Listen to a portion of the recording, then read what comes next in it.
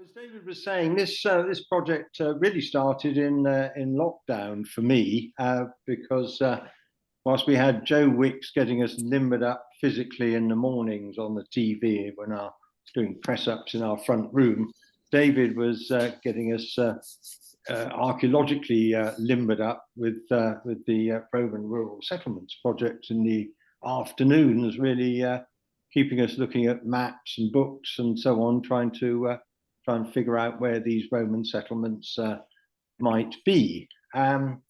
So, from my perspective, I was working with Carl Holland, one of the other council members for the society, and David was allocating the areas where we lived. So Carl and I had the borough of Waverley, which has got some really Farnham in the west and Ewhurst in the east, to try and pore over and figure out where best to look.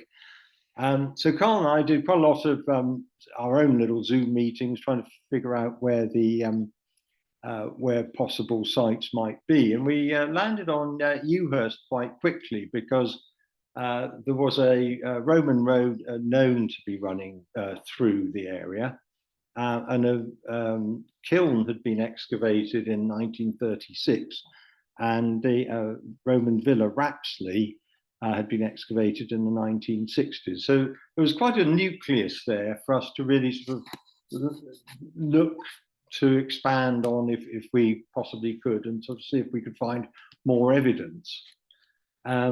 So it was Carl and I to begin with. Although unfortunately Carl then had, once lockdown finished, Carl had to carry on with his normal work, and so it's been a mixture of members of the society and Ewhurst History Society who've been extremely helpful and really giving enough impetus to keep the project going.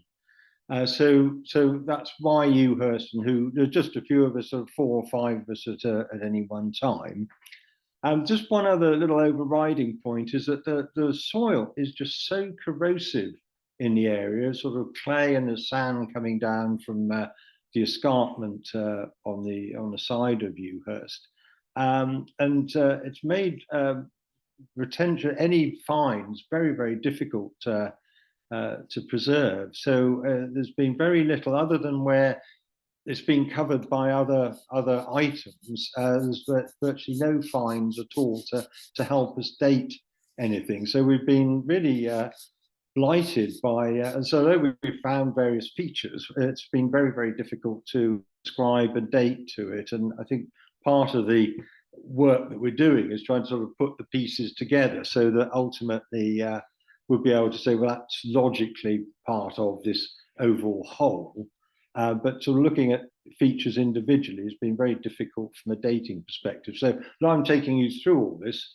What we can't be absolutely sure of is that everything I'm talking about is Roman, and there are reasons to think maybe some of it isn't actually Roman period, but the jury's out on quite a lot of that. So do remember as we go through, we can't be absolutely sure everything I'm showing you is Roman.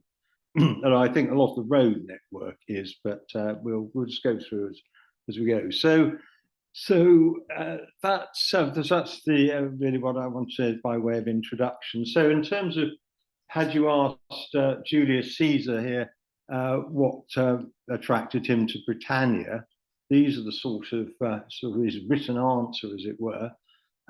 We shouldn't underestimate the kudos of actually being able to invade Britannia, because a lot of the writers at the time regarded Britannia as at the far end of the world, at the end of the ocean, and the warriors in Britannia were known to be much taller than the continental counterparts who would be invading Britain, and they were painted blue. So it was quite a big challenge for anybody to take on trying to conquer Britain. So Julius Caesar seemed to be up for it. So these are all the reasons. So lots of natural resources should enable the invasion to be self-financing, which was always a key consideration. And the real kudos, Britannia just seemed to be a better win than most other areas. And what did Ewhurst have to offer? So had he ventured towards Ewhurst, I think it was probably about 40 miles was the nearest he actually got to it, but had he succumbed to the charms of Ewhurst and settled down now, I suppose history would have been different. But in terms of if you were a sort of Roman looking for a good agricultural estate, as this sort of estate agents would say, this sort of Ewhurst really ticks all the boxes in terms of all the features that you would be looking for in terms of setting up an estate. So it really wasn't sort of an ideal spot for people. Just a reminder where we are here. So we've got the Stane Street coming up, for just dodging the marshy area here. So a bit of a swerve to the east around Pulborough up to Dorking and London Bridge. And the road that we've been looking at is this branch off the Roman Road 15 in Margery Roman road numbering systems. And as this is the first official branch off the 15, it gets a RR 151. So one attached to it. And so you sort of turn left here, and there's an 8-mile trip up to Farley Heath. I think it's worth mentioning that nobody's ever suggested in writing that Farley Heath was as far as it ever went. It's just that people weren't able to find any trace of it beyond there.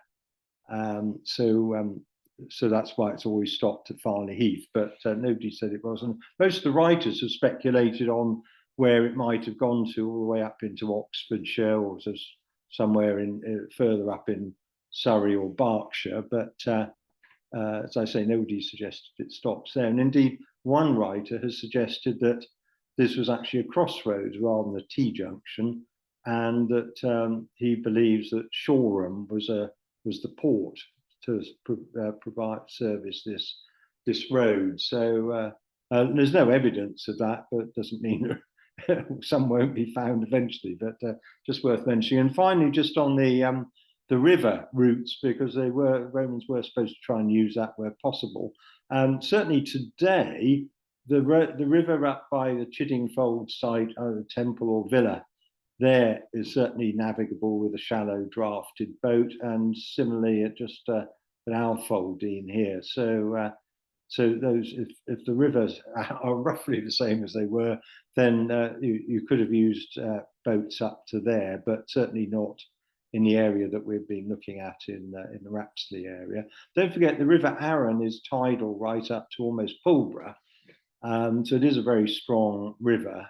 So there is a good flow in there. And you might need to tilt your screens here, but this is the aerial view of the area we've been working in.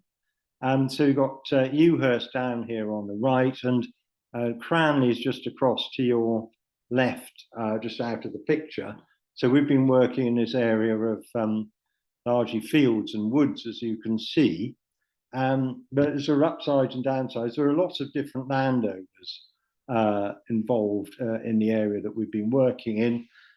So far, we've had agreements with 11 different landowners. I'm pleased to say they've all been positive and let us explore their land and dig on it. One of the problems, of course, is if they've got livestock on there, you've got to make sure that whatever you're trying to do fits in with their calendar for livestock grazing or lambing, as we found a lot of. So you just got to work within around the seasons, but there are plenty of fields there. And woods as well. As this, you'll hear about Coneyhurst Gill, which is very strong, deeply ravined, well, gill it's called, but it's a very strong stream running down here. And that plays quite a big part in all the things we'll be talking about this evening. And finally, on these, with the fields, of course, you've always got the damage from ploughing and the potential for people to be having to pick up the stones from the plough to stop further damage to the ploughs. So that's always a downside of having fields as the area you're exploring. But so far, it's worked seriously well in terms of landowner help and a lot of enthusiasm from them as well. It's not just a sort of grudging acceptance. It's been they actually enjoy what we're doing and seeing where their bit of land fitted into the overall picture of Roman Ewhurst. So this is what we knew when we started. This is what we knew. So you got the road, the RR151 coming through here. The kilns, I say 1936, that was excavated, and villa with its bathhouse up here. So that's all we knew about. Just to note that there are two very narrow lanes running through this area. Here's Coneyhurst Lane and here's Wickhurst Lane. They're both dead ends and they're very narrow. So in terms of would you ever want a time team contingent turning up to try and excavate a field or something, you really wouldn't. There's just no room to accommodate people. So it does suit just a small little team as we've got it. And I don't think local residents would welcome that at all.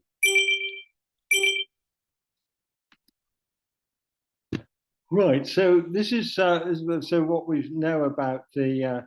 This is an artist's impression of the Roman villa, Rapsley, in about 300.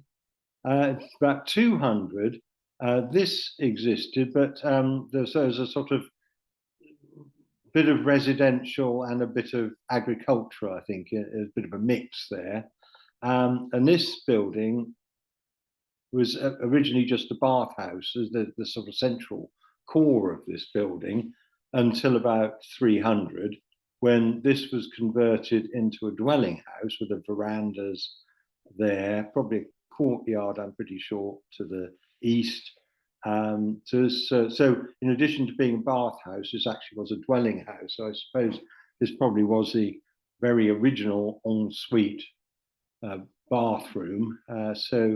That was this one. So we actually had seemingly two residential areas. There's a little shrine there, and the west gate we'll meet in a few slides' time is over there.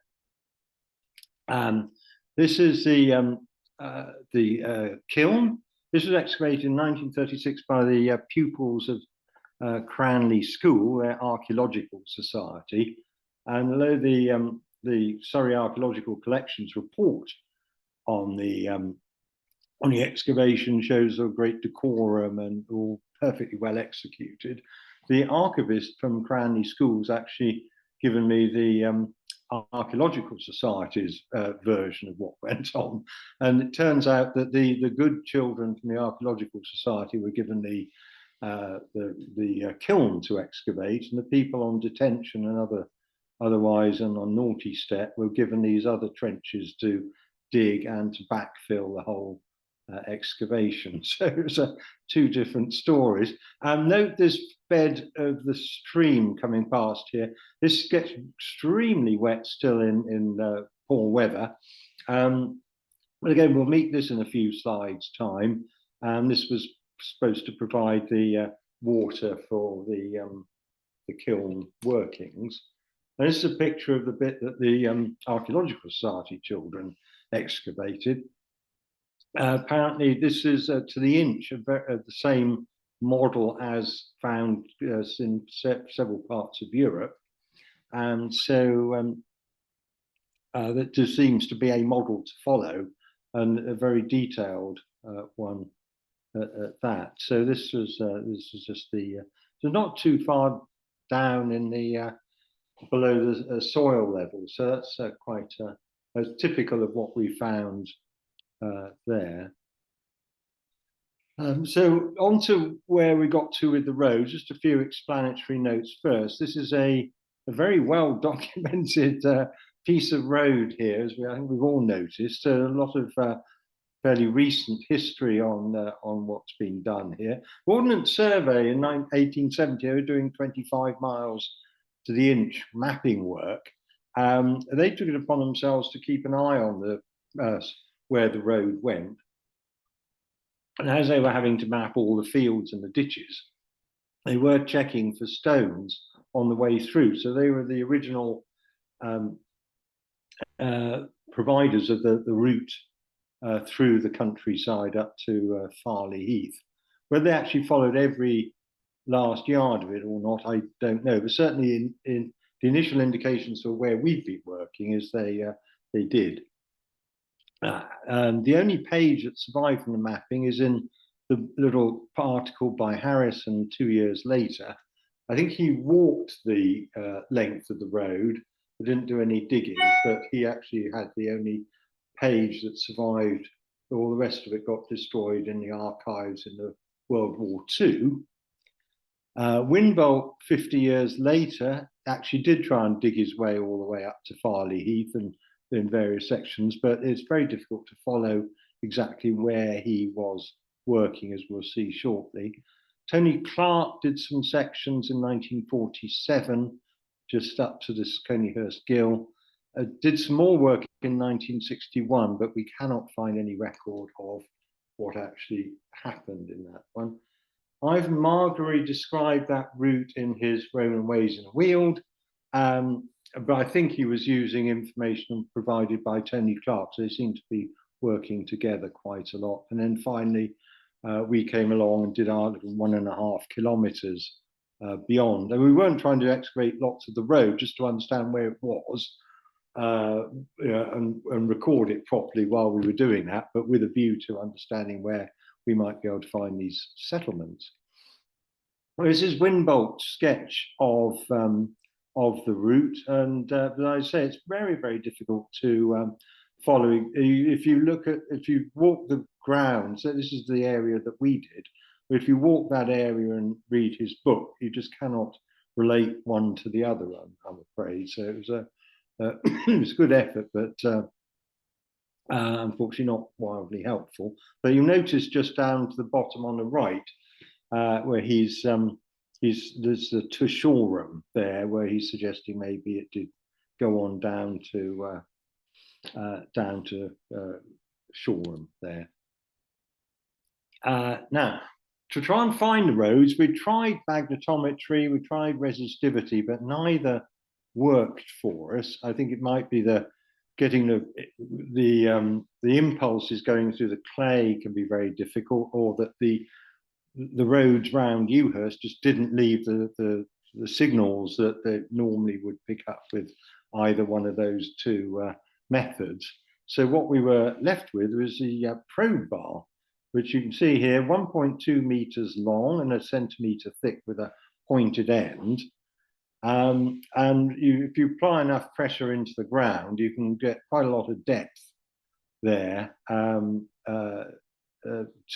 see if you can hit any stones. The depth of our finds of features were sort of in this band, sort of 25 centimeters up to 40. So it was reasonably accessible using this probe bar. You notice that this is Adrian Hall modeling this particular probe bar, and he's got these cushioned T handles, which are extremely important when you're doing quite a lot of this. And the joy when you hit stone, the sound is just so different from any other contact it makes. And so what you're doing then is, if you do every half meter, just to probe, if you hit a stone, then you just probe around the sides of it to see if there are lots of other stones, or it's just a random one off. And if it's got quite several stones around it, and you put a red flag in to indicate a fairly positive hit. Now, you see Adrian's still got a smile on his face at this point, so I don't think he'd started work at that point, but after an hour or so, the smile definitely disappears. It's seriously hard work doing that, but it's the only way we could have done it, because, as I say, the other methods just did not prove at all helpful. And this is the result of probing. So we could do the whole length. It's about 200 meters long, this field, and we could do it in just over an hour. It was working in pairs, so you're going down side by side, and you can see where the red flags are. And so it means that you're more likely to, if you've got two lots of red flags sort of side by side, with some far more positive hit than just one lot. So it helps us work out where features underground are likely to be. And this, if you remember the villa and the West Gate, here is roughly where the West Gate was. And we sense that if you got a gate out of the villa, there should be a track going alongside it. And there it was. This turned out to be a secondary road down to the 151. So this work did pay off, and it went all the way down to the bottom of the field. But as I say, we can cover that area with two of us in just over an hour. So it's hard work, but you definitely know you've got a result at the end of it. So this is what we've found so far. So it's quite busy. So this is the 151 in yellow, although it wasn't exactly accurate, because when we were trying to locate it, we found it was about 20 meters to the west of where it was supposed to be. The little black dots are where we've made excavated, so it's been quite busy. So we've got this secondary road coming past the villa down. It should join this road, and we thought it would just join it at this sort of juncture here, but it didn't. It just kept on going down. It changed direction, which was a surprise. We also found that the 151 took a little bit of a swerve to the west, I think to lessen the steepness of the hill climb, which we'll deal with a bit later. And then this is a completely new road for us. We turned up on our screens about 4 weeks ago, and we just were not expecting to see another road coming through, but we certainly got evidence of it, and it explains why we had this, I believe, the extra width of road when we were just excavating just there at Ewhurst here.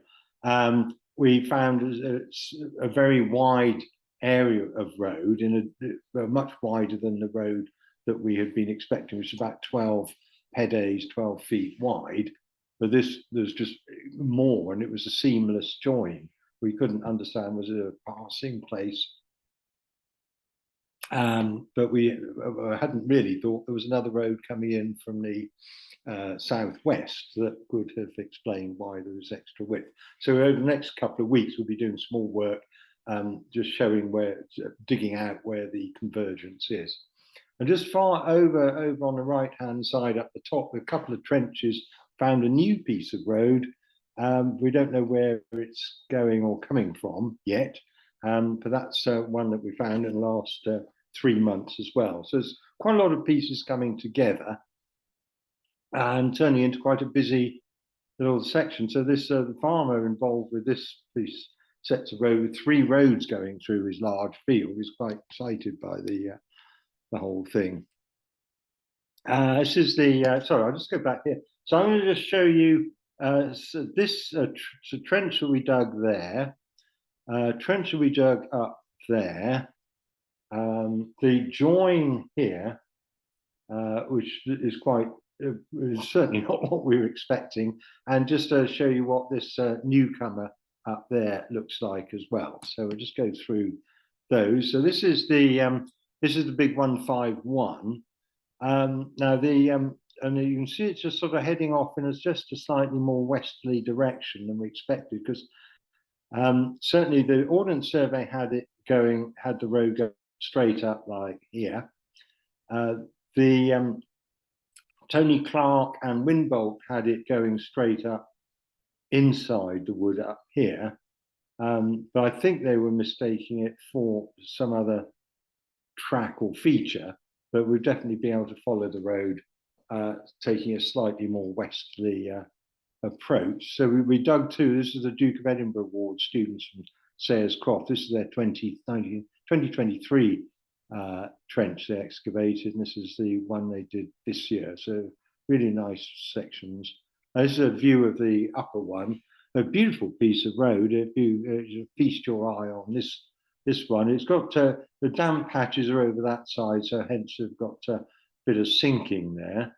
some beautiful large pieces of chert there, and an interesting possible post hole here. We'll come back, we will see that a bit later.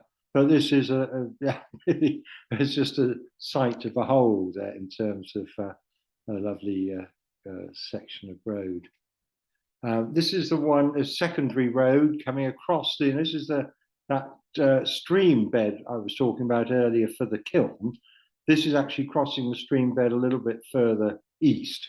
You've got enormous stones there as the base. It's very much deeper than other sections of the road. Got quite a lot of stone, medium stone there, and a lovely surface or near surface there. And so that's been quite a quite interesting one. It was protected for over the centuries, I think, by a hedgerow that used to go across here, because you cannot find any more roadstone heading south from this spot. So I think it just happily just got protected by the hedgerow, as I say. So that was the only piece we could actually find in the whole field.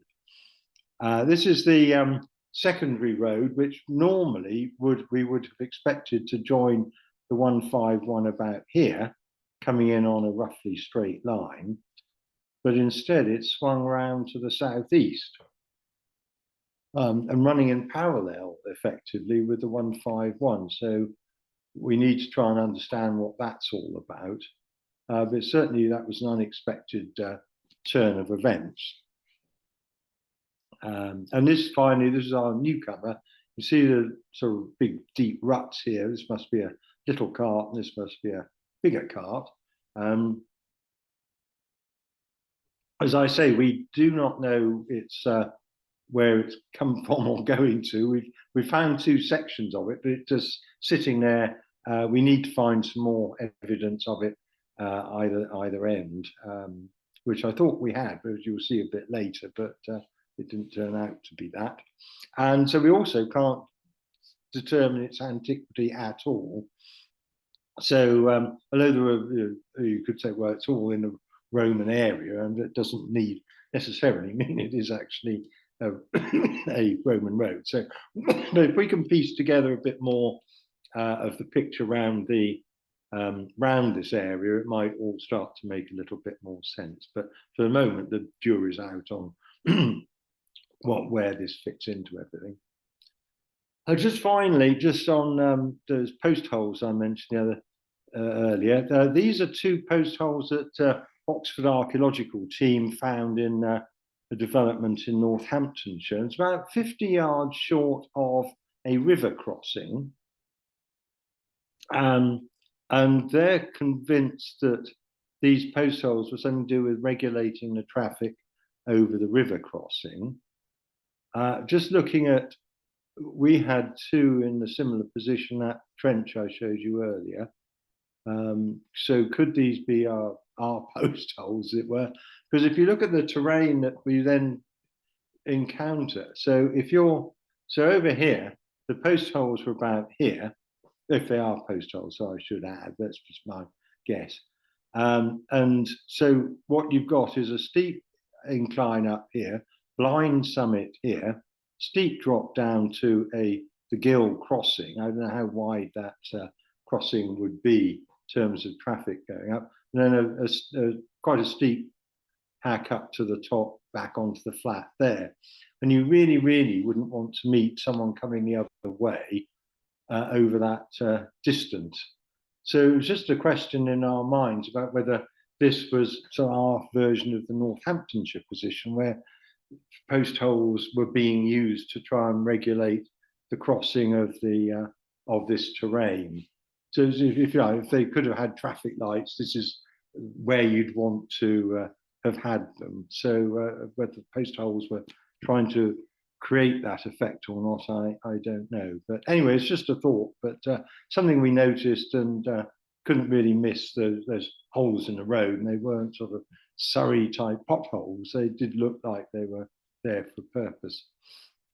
Then just on to settlement features. So I've got to get the wording right here, because they're definitely, the bases are sort of, it's evident they were trying to build something or do something with the stones there. So it's trying to find the right word to cover all of them. And so just bear with me, but settlement features is buildings is what we're trying to we're looking at, but not what they actually look like. I do not know. So this is Broad Street Roman Villa. So this is just north of Guildford. So this was the villa that was excavated in the 1820s. And these were the agricultural buildings excavated in the 1990s. And so you can see quite a substantial building there. That was 25 meters long by 12.5 wide. So it's quite substantial. So when we were looking at the villa and its possible agricultural connections, we were sort of had that in mind in terms of, well, if that was a typical villa, then there should be some other buildings in the vicinity.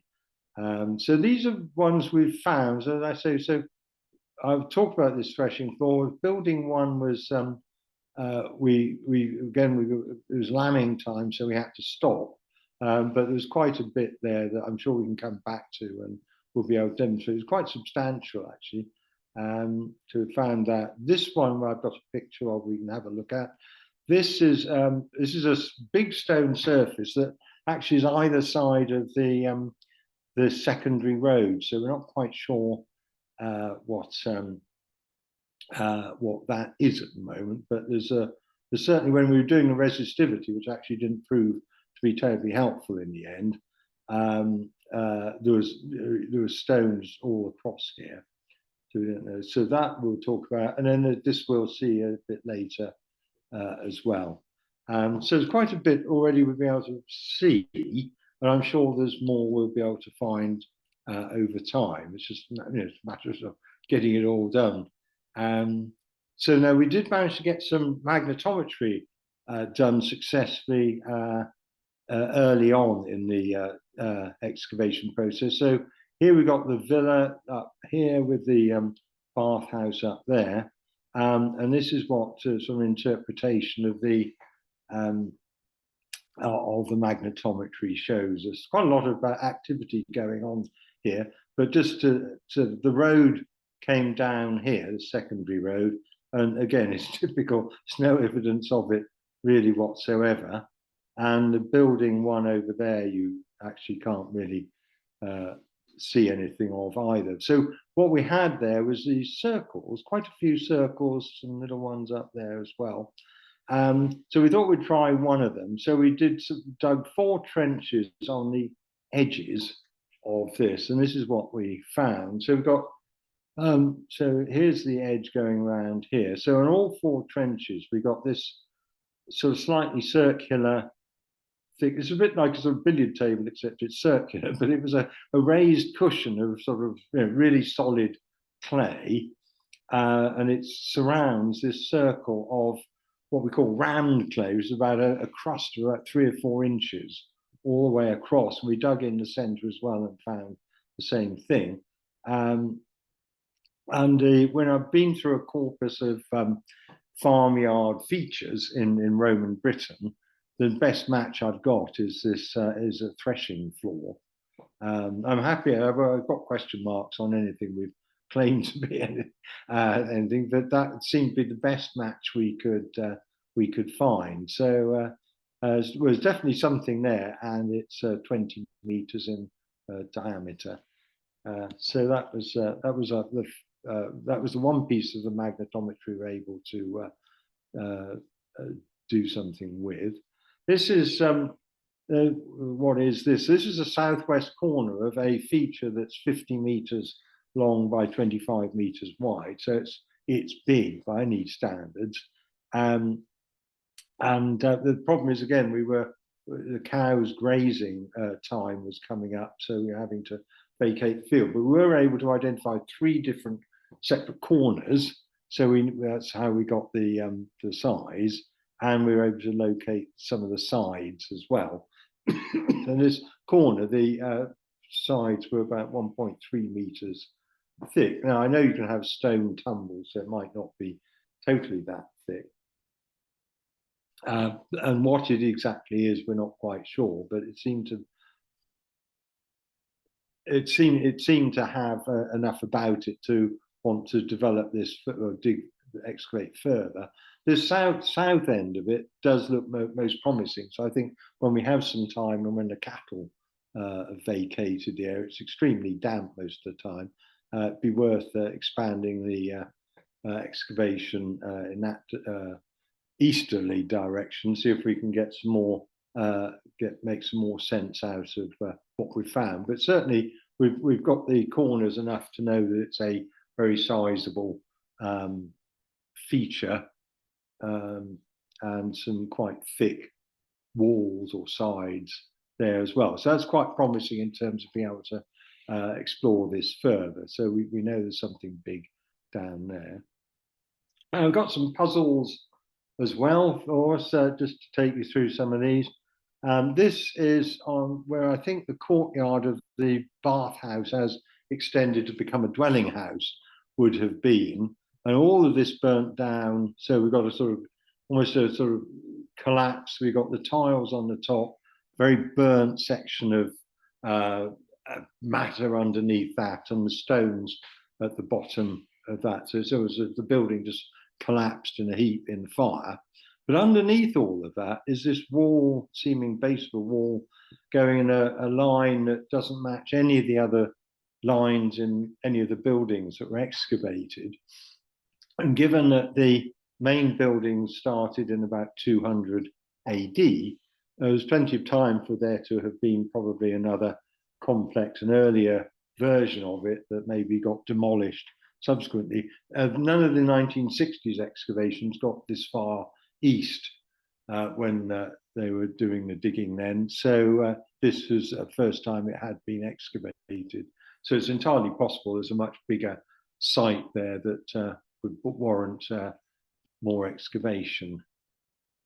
This is an interesting one. This is the start of Ewhurst Gill.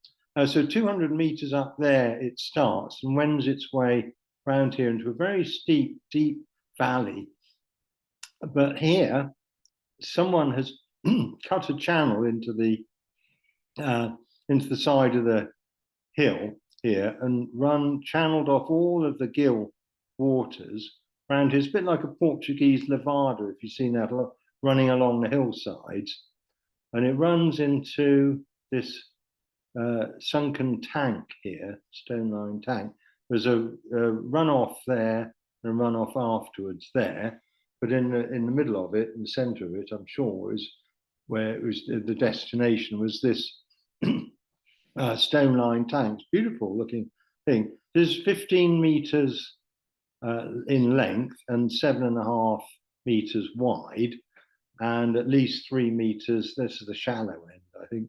I could actually find the bottom of it, 3 meters deep, and I wasn't able to find the bottom of it this end. But these boulders are absolutely enormous. You wouldn't want to try and pick many of them up. And you've got to watch the potential for a rock fall as well. But so it's a really substantial feature here. So the water would have, we reckon, come in from this end. There's a bit of a weir there, so you can either put the water back into the gill, or let it come in here. And the outflow is this end. And this is what it looks like. It's got its own spring, so it's very wet early autumn. And this is just its own spring water. So that could be supplemented by the flow from the gill coming in here. So was it a steeping tank? Was it because you could have steeped barley, flax, wool? A fulling process involved steeping wool as well, fish. So it could be quite a few uses, but it seemed you could fill it up naturally and then get an extra flow coming in, maybe to refresh the water. So that's quite interesting. So who did it when? What purpose did it have? Is a mystery. So we've got quite a few of those. And there's a larger one, it's about 15 meters by 14, about 300 meters away. But unfortunately, someone's floated a raft of concrete at about this height. So you can see what was the same stone lining but instead of the surface of water, unfortunately, I think maybe to protect children or something, the whole thing has been covered with concrete, so we're unable to get in there to see how deep it might have been. So there are two of them. So does it feature as part of what the villa establishment or agricultural effort, or we don't know. So anyway, these are puzzles that keep us fascinated by what could be there. This is just an interesting little point here. At three local sites, these mural evidence of these mural crowns, those sort of walls, sort of town or city walls as part of a headdress, have been found.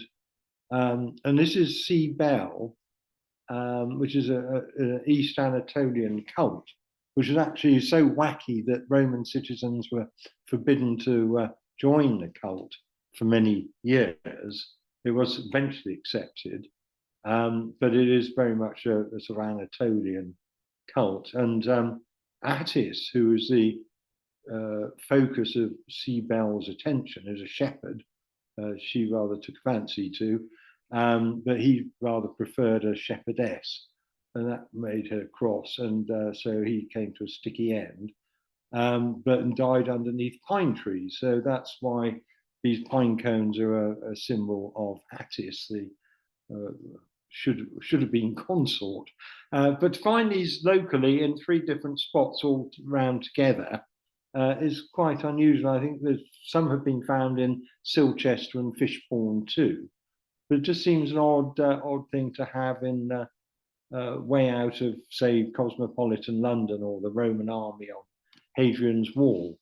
So it's a mystery, but it does mean that when we're looking and finding features, that we need to remember that there is this sort of unusual cult going on, and looking for, you know, if you see symbols of pine leaves or something, pine branches, that would be part of this cult.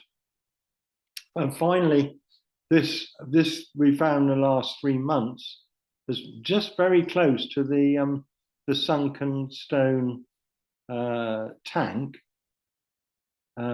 about 20 meters away from it.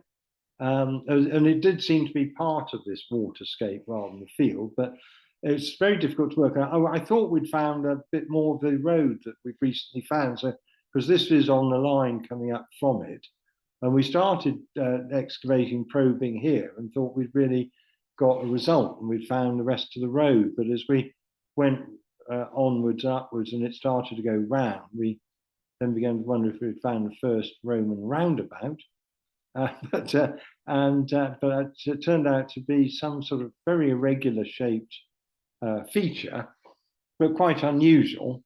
And again, I think the jury's out in terms of what that might have been, what date it might be, and where this fits into the whole picture. So we've got quite a lot of puzzles stacked up, which possibly, you know, there might be a missing link that we'll find next, which will give us a clue as to where, you know, what it actually was. So, but then nobody's said they think it might be a particular thing. There's just a complete mystery at the moment, but it's very irregular shape.